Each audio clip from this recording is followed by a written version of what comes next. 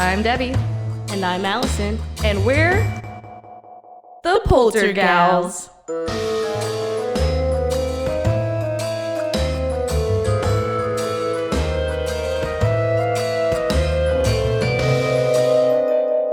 Spooky. Hi, I'm Debbie. And I'm Alison. And we're the Poltergals. I didn't say it with you.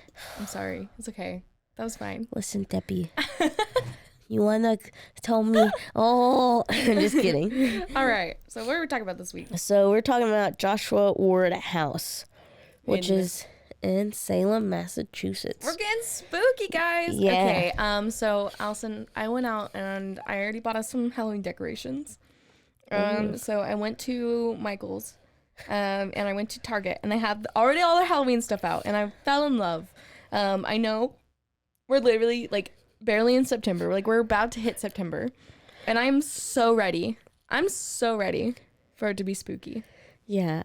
I don't think I'm doing anything for my house. You don't want it to be spooky? No. Why not? Because this is like the first year in the neighborhood. We don't know what anybody's doing. That's why I told Cameron, I was like, we're going all out. This is our first year in our new house.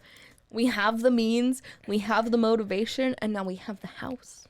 Like, other than that one Mexican family that owns 2 houses on our block, and they have massive Halloween, Halloween, they just have massive Mexican parties. Well, I mean, you don't have to do it. You can just decorate your house, you know? Like, also, I mean, my house is pretty spooky all year round, so you've seen my bathroom. I mean, whereas my house is just plain. You got a plain house? Why is your house so boring, Allison? Go talk to my husband. Does he not like things? He gets mad when you put a nail in the wall. Oh, yeah, you told me. He doesn't want a freaking nail in the wall. Oh, yeah, did you ever paint that room? No. So me and Allison, we went to the bar and we were just talking, and then the bartender overheard us, and she was like, you better paint your house, girl. she gave up and then she even came and she goes, I will go over to your house and help you, and I will tell your husband to F off. And I was like, oh, okay. Yeah, she was on your side, Allison. Oh. She was trying to give you a pep talk. She was giving you a girl to girl talk. I mean, to be fair though, like, it's not that I don't want it painted. I did find, so Corey's office, that wallpaper. Yeah, the Star Wars wallpaper. Yeah, so everybody loves it. Every time anybody goes in his office, he's like, what is this? What is this wallpaper? Oh, it's Star Wars? Yeah. Spoonflower, baby. Spoonflower. Excuse me. We're not sponsored. Spoonflower, please sponsor us. I found it on Amazon. Oh, okay. So I might buy some and just plaster our freaking wall. That'd be cute. Our bathroom. Yay. And then you can have a Star Wars poop. Yeah. Instead of a spooky poop. Exactly, because that'd be space fun. Poop. Space poop. There you go. It's a space poop. Because you need the space to poop. Also, I don't know when this episode is coming out, but we're doing a Star Wars weekend here in Waco. Oh. Little self-promo here. So on September 2nd, again, I don't know what day this episode will come out. Probably next week. I don't know. September 2nd, the Long Box is doing a live podcast. Ooh. And it's Star Wars themed. Ooh. And that's at 6 o'clock. Then on Saturday, on the 3rd, September 3rd, there is a Star Wars burlesque show. Oh. So if you guys love Star Wars. Also, by the way, I'm working there that night. Well, so. Yeah, you have to work. That's your job. Actually, no, running events is not my job. Well. But. Are you working? Wait, you're working during the burlesque or during the live show? The burlesque. You're going to work during the burlesque? Michelle needed the help, and the person that last time would have helped couldn't. I told Corey to ask Jocelyn if she would have helped. Well, the problem there is not that it's Jocelyn. The problem is she doesn't have a TABC and she's too young to serve alcohol. Oh yeah, she's 18. She's 19, and she has her TABC. All my staff has their TABC. Oh, well. Anyway. So you'll be there during the burlesque show. Yes. So bring me money to tip me. Tip me. No, you better bring your money to tip me. What? I'm working the bar. I'm performing. I'm working the bar. So Allison, come and see us September 3rd. Allison will be working the bar. I will be performing, and it's Star Wars themed. Can you guess who I am? Guess what character I'm doing? Like what my costume is based on. I'm gonna assume the most popular, so I'm assuming Leia. No, I'm going to be C-3PO. Or as I like to say, C-3P. Ho. No. No, that's so cringy. I know, it's cringy, but it's cringy in a good way. But wait, my outfit's real cute. I'm like painting it. I gotta finish it. I'm painting, so I got this like cute little skirt, and I'm painting my little wires, because you know he has like little wires on the middle part. Yeah. So I'm painting my wires on my skirt. So that'll be cute. But anyway, maybe we'll get some polter footage, and we'll post from the burlesque show. Maybe we can do it live. Oh no. For those who are following us on Instagram. Or we'll make a reel. But anyway, and then on Sunday, they're doing Star Wars Skate Night. Oh, On Sunday. that's cool. So Friday, live show. Saturday, burlesque show. Sunday, skate. All Star Wars. So all Star Wars. Unfortunately, we're not talking about Star Wars this week. We're talking about spooky. Getting back spooky. Yeah. Anyway, so yeah, it's already October, in my heart. It's October in my heart year round. It's there. It's spooky season. And now let's get spooky. Yeah. Yeah. So, Commercial over. Time to get started. of course, this is in Salem, Massachusetts, which we have. Massachusetts. Mm-hmm. Yeah, so we've already talked about it before. Yay. Yeah, I told you it was going to be multiple episodes because there's so much to talk about in Salem, Massachusetts. Salem is like the perfect hotspot for it. Yeah, and obviously we're going to go there. So, Allison, get your plane tickets. We're going. Don't gotta tell me twice. Once we get our paranormal investigators, we'll be real paranormal investigators. You don't gotta tell me twice. Let's go. All right. So, this was actually set back from Washington Street. It is the beautiful federal style home built for the successful merchant Joshua Ward in 1970-80. Wow. 1784. That was a whole year that was not supposed to be there. It's definitely 1784. Oh, good job. Not 1970-80. That's not even. Does not exist. Oh, okay. So 1784. That's too many years in the future. Yeah, I know. Like you're just like adding numbers and numbers. We're supposed to be talking about the past, not the future. Yeah, we're talking about the past. It was 1784. 1784. There you go. The property has older connections that date back to witchcraft trials. Bum, bum, bum. Today, visitors can still actually see the rugged stones along the building's foundations, which are... Which? Okay, anyway. So dope. Which are all that remain of the 1692 home of George Crowan. Do you remember him? Kind of. Was he the sheriff guy? Yes. Yeah.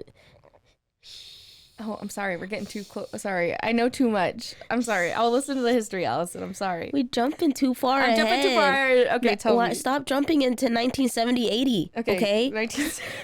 the future. Have you seen the, like, you won't watch SpongeBob, but it's like, future. Never mind. Okay, continue. I'm so glad. Like, I watched bits and pieces of SpongeBob, but I'm so glad I missed SpongeBob that. was like a touchstone of my childhood. You know they canceled SpongeBob officially? Wait, really? Well, I think one of like the main creators died, so yeah. So they officially really and SpongeBob. This was like a few years back. It's probably good. It's probably good that SpongeBob was canceled. They went too far. Too far for too long. Too far, too long. Too many. But yeah. So, 25-year-old George Corwin was the high sheriff during the witchcraft trials of 1692. I knew that. Yeah. I'm a smart cookie. So, this was actually a position that he obtained through nepotism. Of course. Yeah. We know that. Yeah. So he was the nephew of both Judge Jonathan Corwin and Judge Wade Winthrop, as well as the son-in-law of Judge Bartholomew. Why does nobody name their kid Bartholomew anymore? Because that's such a weird name. You would 100% guaranteed get bullied with that name. This is my son Barth, or would he go by Olymule? That's like trying to name. Have you heard of the lady that named her kids Orangelo and Lamangelo? Wait, what? No, lemon jello and orange jello, and it's spelled exactly like orange and yellow jello. Oh, I just realized Bart is short for Bartholomew. Why am I so stupid? I didn't realize that either. Yeah. Does that mean in The Simpsons, Bart is Bartholomew? I really hope not. Bart Simpson? Really hope not, because then that means he would have gotten made fun of. And no wonder he's so weird. Yeah, I know, for real. Anyway. Wait, what does that say about me? Yeah, Allison. I don't know. You have a normal name. Yeah, but I might have a normal name. Oh, but you're going to bully him. So you would be the bullier in this situation, not the bully. No. The bullier. Never mind. Not the way I was going, but never mind. Okay, anyway. So in his role, Sheriff Corwin escorted the condemned by cart from prison to the execution site at Proctor's Ledge at Gallows Hill. Bum, bum, bum. As required by law, Corwin would also confiscate the property of the condemned prisoners. Not land, but belongings such as livestock, hay, apples, and corn, and even household goods such as kettles, pewter, furniture, and jewelry. All of those pieces then become haunted. Are those Horcruxes? I would hope not. Oh, well. Imagine having a kettle Does Horcrux. that make him the human Horcrux? Bum, bum, bum. Is he the Harry Potter in this situation? I know. The boy who or is he the Voldemort in the situation? I think he's the Voldemort in this situation. Because he's literally condemning people to death. Anyway, continue. Oh, no. So it was often a common misconception that people that were accused of witchcraft Yeah, of course. were part of a deliberate attempt to gain the land of neighbors or fellow community members. And at the time, English law allowed the seizure of a felon's possessions, but this does not extend to their real estate. Yeah, but I mean, if they're dead, like, when... I mean, I guess it's because the whole inheritance thing. Oh, that's true. I guess so, that makes sense. if they had kids that were of age or they would get the... Yeah, land. it's basically the whole next of kin. Yeah. But worldly possessions of the married women who were convicted were considered the property of their husbands. And the women were considered the property of their husbands. Which is stupid. Anyway, that was stupid and terrible. And F the patriarchy, my dudes. My ladies. My ma'ams. I like how you're trying to be so, like, hardcore when we're now almost a year into this, and I'm pretty sure everybody knows you're not. Hey, I'm a punk rock babe. Okay, I like your little laugh. Okay. All right. Anyway. As such, there was nothing to confiscate from the condemned married women, but the possessions of the condemned men and widows were allowed to be confiscated. That sucks. These domestic goods were supposed to be inventoried and stored to help pay the felon's jail cost and support his family. However, it is known that Sheriff Corwin sold off some of John Proctor's livestock and slaughtered and salted the rest for shipping to the West Indies. Screw him. Yeah. So, corrupt. Also, within his duty as sheriff, he was also had to oversee the gruesome death of Giles Corey. Which we already talked about on one of the other shows. Yes.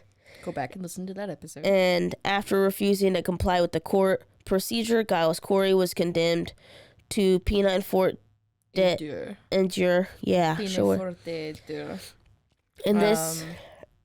very bad. Yeah, that's a whole bunch of French that... Yeah. Anyway, very sad thing also. Yeah. So the extreme measure entailed lying the 81-year-old on his back and piling... It was 81! Yeah. So, of course, like we said, applying heavy weights on a plank across his body. According to some reports, when Corey's tongue flowed out of his mouth as a result of the weight on his chest, Corwin used callously? Sure. Yeah, that means like with no feeling and emotion. Yikes. Used his walking stick to poke the tongue back in. Which, as you can imagine, was a disturbing image. Yeah. That's so sad. So, given the shocking nature of his demise at the time has gone on, a legend has grown surrounding Corey's death. Mm-hmm. This tale claims that his last breath, Giles Corey cursed the sheriff and the town of Salem. There is no evidence to suggest that Corey ever uttered these words, but this has become a popular legend surrounding the sheriff. Because he died. Yes. And like a little bit after that. Yeah. So if you want to know more about that story, go back and listen to another episode. Yeah. So, another myth also surrounding George Corwin involves Philip English, the wealthiest merchant in Salem, who, along with his wife, Mary, was accused of witchcraft. English's wealth was such that he was able to flee to New York City, where he remained until the witchcraft accusations passed. Thank God. Upon his return to Salem, he discovered that George Corwin, along with some English's own neighbors, had confiscated his belongings from his home, warehouses, wharves, and shop. Furious at the degradation of his life's work, English sued Corwin repeatedly for years in effort to regain his You're gonna property. be hearing from my lawyer. Like, that would be so terrible. No, if I had that opportunity, though, yeah, I would definitely go over and sue him. I will sue you out of house and home. Get all my goodies back. Yeah, no. Heck no. Especially if he worked that much. Yeah, if he worked that well and was that successful. Like, if you're a wealthy man and you just come back and, like, they're like, first off, you're a witch. And then you leave. And then they're like, we stole all your stuff. Yeah. Sorry, LOL. No, like, I would not. I would not be okay with that. But ultimately, Corwin died before English could obtain any satisfaction from his legal efforts. In a wild and desperate measure, English went so far as threatened to steal Corwin's corpse and hold it for ransom. I would do that. I'd be like, you don't even get your bones back. Give me my stuff. Talk about being petty. I mean, I think that's like the... that's like the low. Or is that the high? I don't know. Is that the high of pettiness, or is that the low of pettiness? Like, I agree. I understand. I'm picking up what you're putting down. Like... But the question is how far down? Is it really 6 feet down? It's 6 feet down under. Anyway. That's so dumb. While most scholars believe that this theft did not actually happen, legends grew. This tale is often retold, claiming that English did snatch the body, that Corwin was buried in his own basement for years. Oh yeah, we talked about that last time. Yeah. So this was because of fear he would be stolen from his grave. Yeah, because you're a terrible freaking person. Yeah. And you don't deserve to rest. Dude, I would definitely risk my life to grave rob yours. Yeah, I would grave rob you immediately. Heck yes. But yeah. But the truth is, Corwin was interred in the Broad Street Cemetery. Which we know. Yes. Yeah. There are also numerous myths around George Corwin, including the idea that he tortured prisoners in his basement. Which was probably true. Yes. I won't deny, because apparently he's a horrible person. He's a terrible person. Yeah. And that it is also said he and his victims haunt the site to this day. There's no actual evidence to sustain the claim that Corwin was torturing prisoners, nor that he was taking place within his home, or this was taking place in his home. Yeah.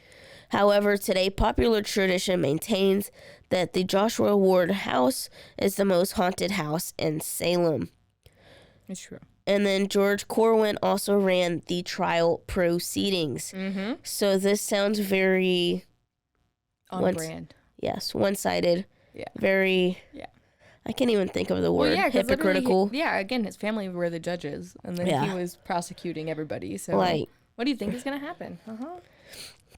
And George Corwin is one of the men who served as the town official charged with running the trial proceedings throughout Salem witch trials. Mm-hmm. It all started on May 27th of 1692 when George Corwin was elected as the High Sheriff of Salem at 25, and most likely the reason why he was thrust into this position, like we said before, was due to nepotism. Yes, of course, nepotism.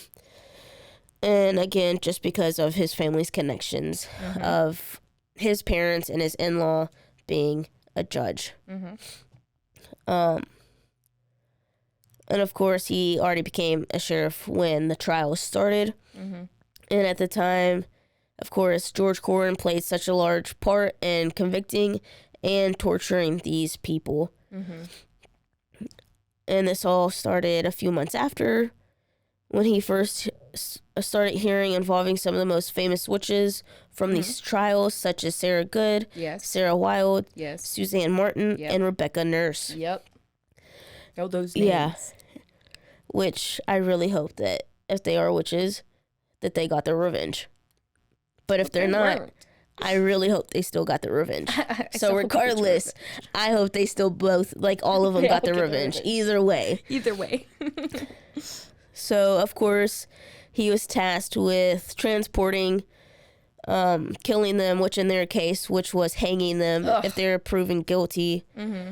When Sarah Good was famously retorted during the trial, "You're a liar, I am no more, which then you are a wizard, and if you take away my life, God will give you blood to drink." The trial was determined to be over. The woman was declared guilty, and Corwin hung her. Wow. Himself. He actually hung her himself. No, Sarah. Sarah Good was good. Yeah. And what a famous last words, you know? Which, that's what I'm saying. I really hope that either way it worked out. Yeah. If she was or was not, I hope she got her revenge. Yeah, for real. And as the trials went on, George became more and more gruesome with his torture, seeming as though he enjoyed his position of power. Well, yeah. It is recorded that Corwin even visited the house that recently executed and take all of their money and property himself. Yeah, see, that's what happened. He started getting greedy. Yeah, he saw it and he just basically started seeing red. There are rumors that Corwin even went as far as to lure those who were accused of witchcraft in the trials to come to his home. Once they were there, he would trap them in the basement and torture them himself. While this makes for an exceptionally gruesome story, again, there is very little to no evidence of this claim. Yeah. It is said that Corwin was involved in all 19 of the deaths that came as a result of the Salem witch trials. Given his role as the sheriff, it is fair to assume that he had a hand in executing each of these death sentences as well. It is apparent that he had pleasure that came from the role, and Corwin became the man that was feared and hated in the Salem community. Well, I hate him too, so. Yeah. Screw you, George Corwin. Like, that is horrible. Yeah. And no wonder your house is haunted. Yeah, for real. For you being a terrible person and being a terrible human being. Yeah, of course, if y'all haven't noticed, the house is named differently, but it's Joshua Ward House, but it's also named as George Corwin House. Yeah. And that's because it is his house himself. Yeah. So. And again, the house was standing long before this happened. So the house itself has history on top of it. Yes. But most notably during the witch trials. Yes. And it terrible things that happened. As you can tell, it played a huge role in the witch trials. Yeah. Whether it's factual or not, it's said that it played a much bigger part than what people and it's kind of anticipated. become part of the the stories. But yeah, so that's all for the history. Time for a commercial break. And now, a word from our sponsors. Spooky.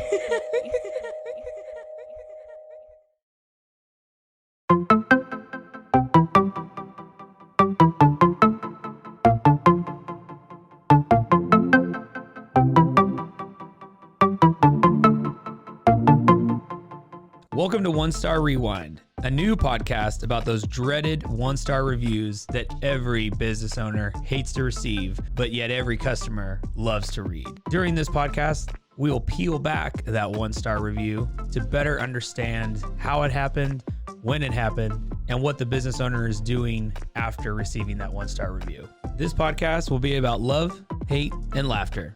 On One Star Rewind, we will meet with real business owners who will tell their stories and how they do rely on reviews for their business. Follow us on Facebook, Instagram, or download us at roguemedianetwork.com. Please subscribe, but only rate and review for not a one-star review. Join us each time for a new review and a new story.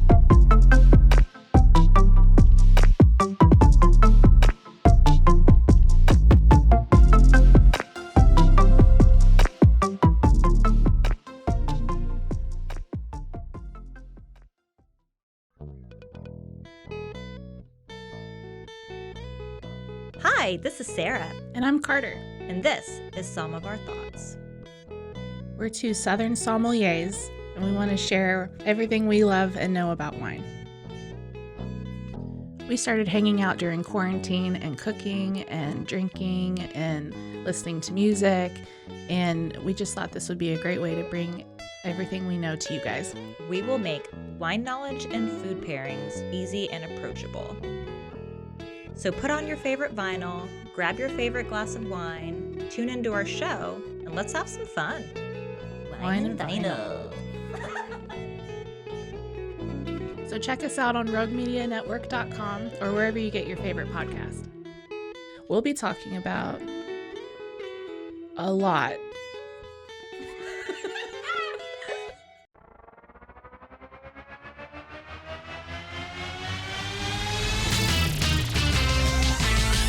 Pros and heroes. Gonna tell you about pros and heroes. Gonna tell you about. Hey, I'm Zach, And I'm Mike. and we have a fantastic new podcast to tell you about. Bros, Foes, and Heroes. It's the two of us looking into the world of comics, breaking down some characters that you may have never heard of, and some that are just absolutely ridiculous. Yeah, so Zach comes up with a character each time, and I go into it just completely blind. I don't know who this person is or what their abilities are or anything, and basically I guess we kind of go over their origin story and just some of the ridiculous stuff that maybe, especially Golden Age stuff. Oh, Golden Age stuff is always the best, and we will make sure to highlight all of the shenanigans and just absolute weirdness of everything. Yeah, that's right. So subscribe today and follow us on Instagram at Bros Foes Heroes. And if you don't, I know where you live. Not really, but please subscribe. Pros and heroes.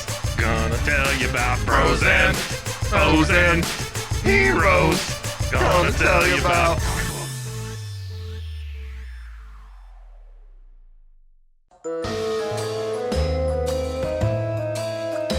And now, a word from our sponsors. Spooky. And we're back. Now it's time to get into The the spookies. hauntings. Oh man, I thought it was the spookies. Okay, I can say that. And now it's time to get into the spookies. Okay, so with all of the torture done at the hands of Sheriff George, also known as the Strangler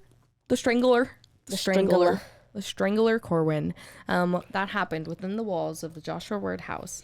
It stands to reason that many spirits allegedly are still haunting the place. Also, before you get too much further, I'm so very sorry. Oh no.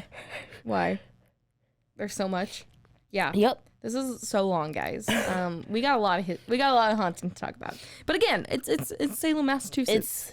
It So, has its reasons get ready. in itself. And again, the torture that allegedly happened in the house, and that's why it's allegedly haunted. Allegedly. Like Andrew G. But yeah. Allegedly. It's all alleged. Alleged. We're keeping the gossip down to it. No. But yeah, so of course the spirits allegedly still haunt the place are that of his victims. Those being those that were accused of witchcraft during the time. So Giles Corey, of course, was one of the 19 that was accused and executed during the witch trials. We know that he was stoned to death or pressed, that fancy French word that we said earlier, French words. Yeah, those words are hard. Yeah, French words are hard. I think anytime we have anything French, I'm like, "Je parlez-vous français?" No. I don't even know how to say no. How do you say no in French? No. Nine? No, that's German. But anyway. I know how you say it in Spanish. How? No. No. Anyway. But yeah, Dad will so be so Giles proud. Corey is one of the most popular, which was the one we talked about last time on the episode. Of course. And he was crushed to death with large rocks by none other than himself, Corwin. But yeah, so, Yuck. and Giles is said to regularly haunt the Ward residence because of this. Again, it also said that he is the one that placed the curse onto the family, or on him, in which he died. Him just and a the few whole months later. town. And the whole town. Yeah, he's said to have cursed the whole town. And the sheriff literally died like 3 months Allegedly. later. Allegedly. Again, no words were heard. But there have actually been multiple witnesses who have claimed that they have been strangled by an unseen pair of hands while visiting the Joshua Ward house. Yikes. So it's almost like there's a man whose nickname was the Strangler, and now people are witnessing being strangled. Don't worry. Huh. Don't worry. It gets worse. It gets twisted. Get the twisted, bro. It gets twisted, dude. But yeah, so equally as strange are reports of warm, half-melted candle wax present in rooms where no candles were supposed That's to be. creepy. And then perhaps the most frightening of all encounters are that of guests having sudden, unexplained scratches and burns appearing up and down their arms. Got a blast. That's what I would be. I also would be out of there ASAP. But anyway, and what may be a bittersweet revenge from all of the horrendous acts that Sheriff George Corwin committed is the reports of being strangled by an unseen entity that are believed to be, it sounds that the strangler was cursed to forever wander the Joshua Ward house. Dun dun dun. And this is where it gets twisted Yeah. and confusing. So the Strangler is one of the 3 spirits that is said to inhabit the Joshua Ward house. And who is the Strangler exactly? So while no one actually knows for certain, again, this is all alleged, it is rumored that the Strangler is, of course, the Sheriff George Corwin. Yeah. He was literally nicknamed the Strangler. Yeah. So of course, if a ghost is strangling you in the house, You can probably you safely can probably guess assume. who it would be. But there's no like actual basis on this. It's recorded that George Corwin then died of a heart attack while in his home back in April 12th of 1996. Not 19. 19. Jesus Christ, why do we always do this? 1696. 1970-80? It's 1970-80. But yeah, so he died of a heart attack on April 12th of 1696. He died in the Joshua Ward house. So not only did Corwin die on the property, but it's rumored that he was buried on the property. As we mentioned, he was buried in the basement because Yeah. people were afraid that they were going to like steal his body. Grave rob. Which I would have. Yeah. 10 out of 10. I would have. 10 out of 10 recommend 10 out of grave 10 robbing would him. recommend grave robbing terrible people. If he's a bad man, it's fair game. We might get canceled after this. I know, but we're that's gonna okay. get canceled. We're gonna have cops show up and be like, "Hi, yes, someone reported that you have recently been grave robbing." It's like, no, not that I have been. I just Only would. back in the 1600s. Yeah, back in the 1600s, I would have. Yes. And And maybe 1780, 90, I might, depending on how things are we'll see then. how the year goes. But yeah, so it is again alleged that he was buried on the property, which is also an reason why his spirit may still be at the location. Given his position as High Sheriff, Corwin was involved in not only the 19 deaths that came from the trial, but also a near 200 other arrests that happened during the witch hunt. However, there's one specifically that stands out. And one of the trials George Corwin is remembered is that of Mary English. Of course. And we've heard of the family. Yep. And of course, he was the one who is said to have kept his body, but there's no real accounts of it. Again, historic accuracy versus Way legend. to go, English. I would probably I do know. the same. So, like so many times before, once Mary English was arrested for her supposed involvement in witchcraft, George Corwin then went to her household and stole all of her belongings, which we know, which sucks. And Mary's husband, Philip, was so disgusted with George Corwin's actions that he could do nothing to stop him. But he, again, was in hiding. Yeah. In New York. Wait, where was New York. Yeah, he Yeah. went to New York. And he was in hiding. But Philip English vowed to get revenge one day. And we know he came back and sued the man. Yes. And he was like, give me my stuff back and also my poor wife. But That's yeah. gotta suck, though. So, yeah, that really sucks. And then several years later, once the hysteria of the trials had settled down, and he was no longer forced into hiding, Philip English sued George Corwin for stealing his property. But he was already about to die. So, Yeah.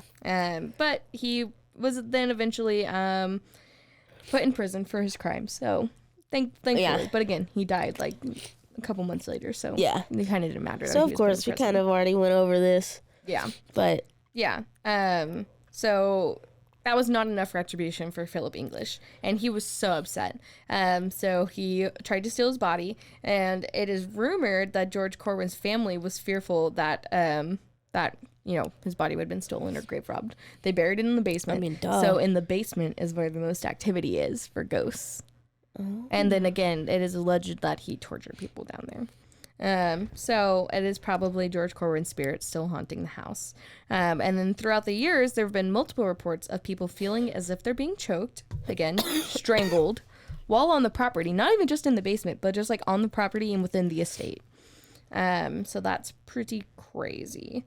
And then almost all of these accounts of like being choked or whatever, a lot of them have been occurring on the second floor of the Joshua Ward house. So not even in the basement, which I think is crazy.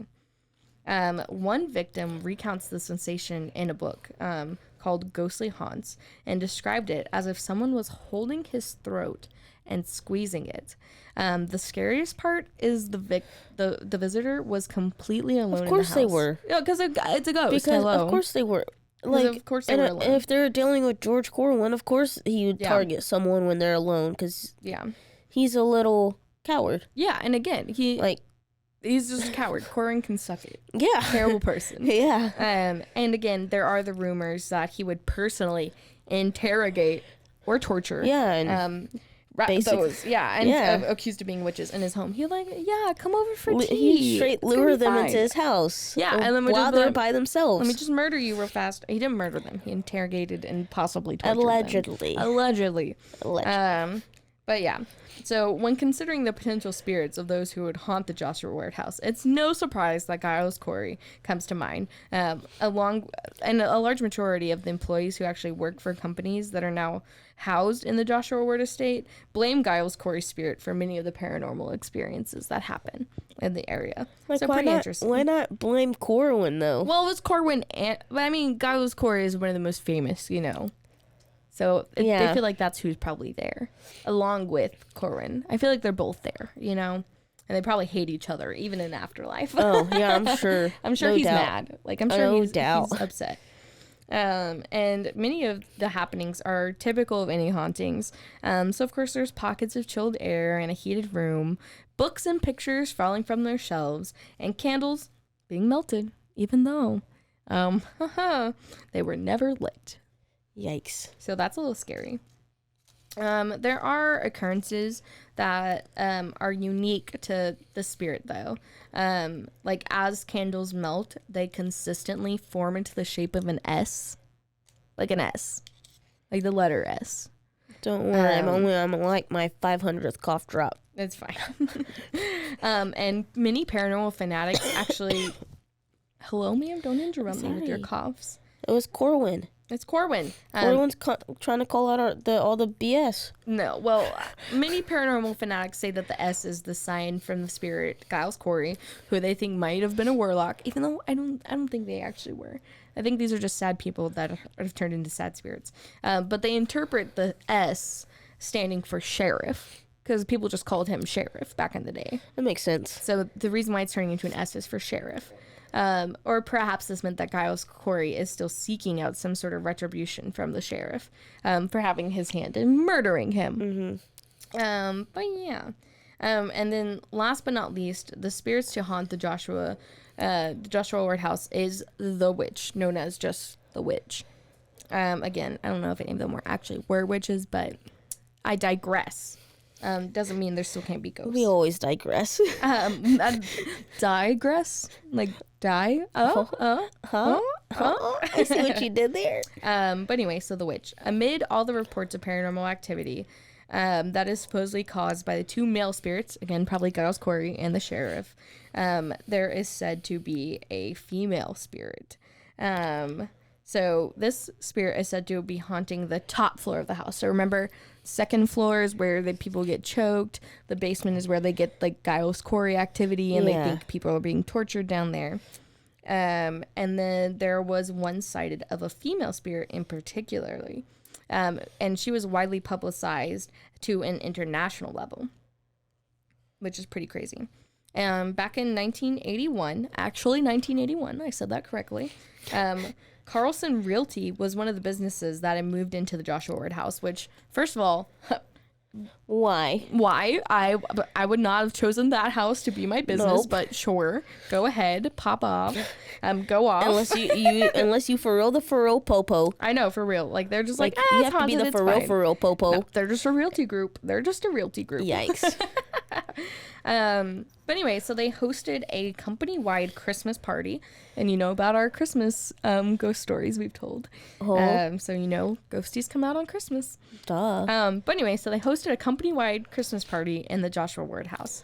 And with so many festivities going on, a coworker actually decided to take some Polaroid pictures of the scene to save as mementos. Remember, course. this was the 80s. We had Polaroids back then. We're going to shake it like a Polaroid picture. Let me tell you, as cool as digital photography is, it has nothing on Polaroids. Nothing on them Polaroids. So he snapped a quick picture of a coworker in front of some of the decorations at the party. But then later, when the picture developed, there was a light-haired coworker was actually not in the photograph. What? Instead, in the image was an extremely pale woman with a head full of dark curly hair. Not at all representative of the coworker who was just photographed. What? Yeah. So I just got goosebumps, like literally on my body. That's creepy. Yeah. So in the picture, he literally took of his coworker. That's not in it. It was just thought of a random lady with dark black hair. Nope. So really spooky. This photograph also is also included in that book, The Ghostly Haunts, and was once the image was released, many news channels then began covering the story as well. In the following months, more stories came in, as many people claimed to have actually seen the same woman in the Joshua Ward house before. While no one's been able to identify this woman, many think that she is one of the spirits of the witches that Corwin put to death. No. And executed during these witch trials, which is why she's known as the witch. Which is kind of sad. Yikes. Could you imagine not being a witch and then just like for the rest of your life, just people being like, "Yep, that's the witch." Like, that's gonna suck. That would suck. That's gonna suck. But also, it's interesting to consider that the majority of paranormal activity reported and being encountered are being encountered by the men who have entered the Joshua Ward house. So it's primarily men who feel the effects. Several men have reported that they've left the house with unexplainable scratches on their chests and have even experienced an uncomfortable feeling of another person in the room watching them while they're inside the house. While there's no explanation for this, many like to think that it's the spirit of the woman who was wrongly accused in the Salem witch trials. She's finally getting her revenge. Oh. Yeah, I think I would hate men too after this. Yeah, me too. But yeah, I think that's fair. I think that's a fair assessment. But yeah, so that's just some of the hauntings in the Joshua Ward house. If you're a business, I would not recommend renting out this place for your business. Not. But you know, if you're a tourist or a spooky ghost hunter like us, and you want to go to a spooky place, I would recommend going. Because again, it is one of the most haunted locations in all of Salem, which Salem itself is haunted. Is extraordinarily haunted. Who knew? With 19 people dying, apparently of being accused of ghosts. The whole town's cursed. Apparently, yeah, I think the whole town is just cursed. I mean, what more? It still has a like a pretty well known name to be that. So. Yeah, and we're gonna go one day. I want to go to Salem so bad, so bad. Okay, well, that's all for this episode. Thank you for listening to another episode of The Poltergals. Don't forget to check us out on our social media at _Poltergals. That's us, also, _Poltergals. Be sure to check us out, YouTube. Yep, YouTube, Rogue Media Network, and we have our own. And check out our Patreon. Yeah. It's patreon.com/polterpals. That's right, POLTERPALS. And don't forget to join us for another episode of The Poltergals. Bye. Bye. You've been listening to The Poltergals, a Rogue Media Network podcast.